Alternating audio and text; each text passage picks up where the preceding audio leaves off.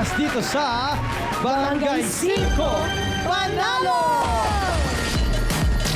Sa unang palaro, si JV ang pinakawalis na magandang kapalaran.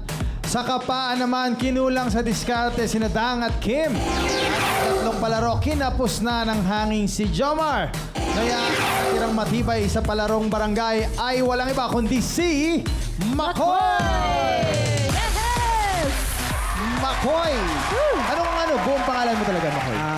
Mark Fernando Subibig po.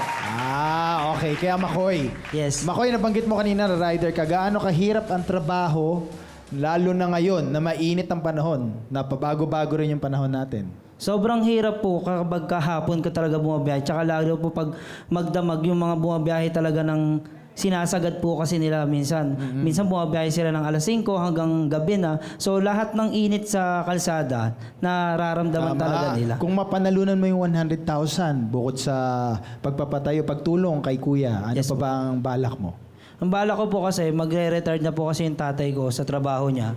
So ang gagawin ko po, bibigyan ko sila ng mini grocery lang o kaya sari-sari store po pala sa bahay. Kasi meron po kami grocery, sari-sari store ngayon. Kaso po kasi, pagka may sahod lang, pag may perang malaking dumarating, tsaka lang siya may laman.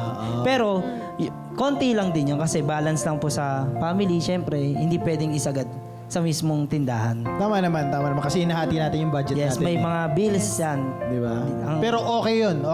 Alam nyo, lagi ko sinasabi sa mga kaibigan ko, ang magandang iregalo sa mahal sa buhay, kabuhayan.